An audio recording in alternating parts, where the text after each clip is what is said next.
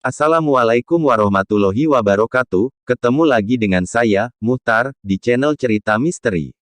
Sebelum menonton videonya, jangan lupa like, komen, share, subscribe, dan tekan tombol loncengnya, biar tidak ketinggalan video terbaru, dari channel Cerita Misteri.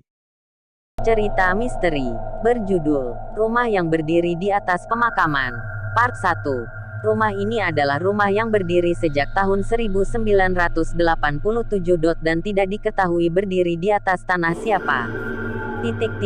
Pada tahun 1999 rumah ini dibeli oleh seorang warga dari Bandung, yang bernama Rido dan bersama istrinya yang bernama Fani.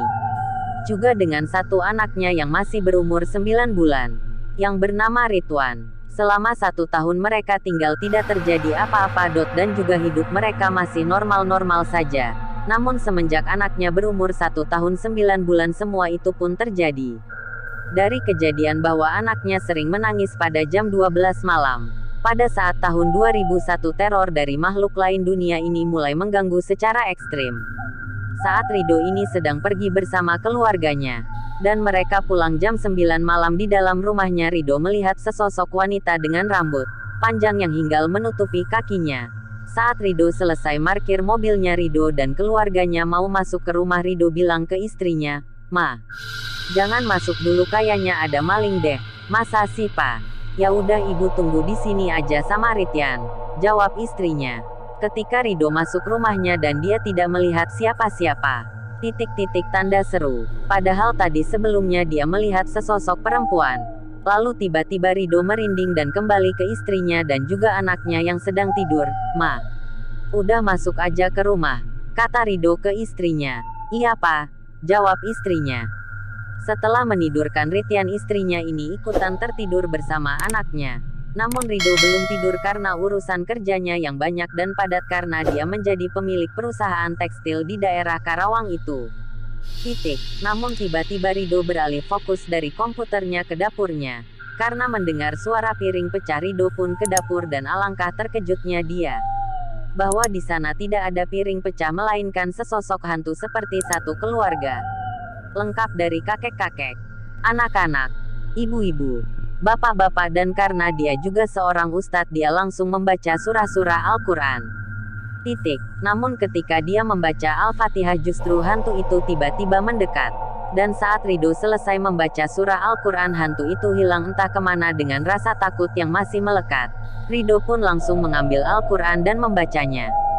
Saat setelah selesai baca Al-Quran dia kembali tenang dan juga melanjutkan kerjaannya hingga jam 1 malam. Lalu dia pun tidur.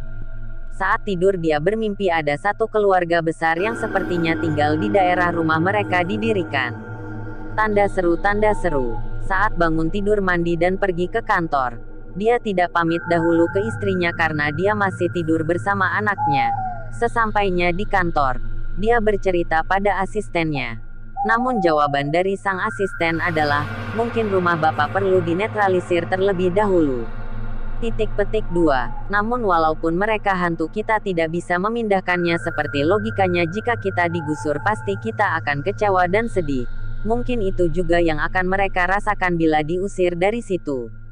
Jawab Rido setelah berbincang-bincang dan selesai kerja Rido pun kembali ke rumahnya.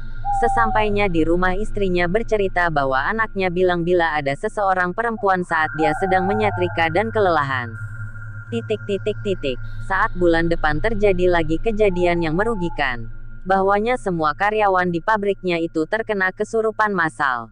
Hingga hampir 8 bulan pabrik itu ditutup dan Rido mengalami kerugian hingga 3 miliar.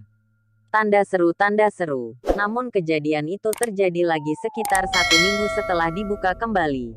Namun dalam kejadian ini karena warga takut terjadi lagi maka pabrik itu ditutup hingga 1 tahun. Dan Rido mengalami kerugian lebih dari 1 juta miliar rupiah.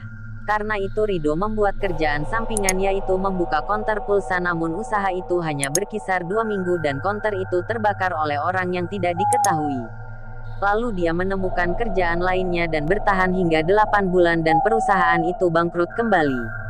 Namun dari banyaknya kejadian merugikan itu hantu-hantu itu tidak muncul lagi. Namun semenjak dia jadi pengangguran dan hantu itu datang kembali.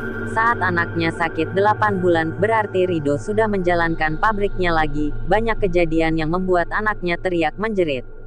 Tanda seru, kata anaknya. Dia selalu melihat seseorang nenek-nenek yang menyeramkan dan juga seorang anak dengan muka rata. Dan lebih parah adalah guling di kamarnya berubah menjadi pocong. Cerita selanjutnya. Di part kedua, cerita ini hanyalah fiktif dan karangan semata. Tidak ada unsur kesengajaan membuat cerita ini berdasarkan cerita asli. Jika ada kesamaan nama, tempat, kejadian, maka itu adalah unsur ketidaksengajaan. Terima kasih sudah mampir di channel Cerita Misteri. Jangan lupa like, komen, share, subscribe dan tekan tombol loncengnya. Biar tidak ketinggalan video terbaru dari channel Cerita Misteri.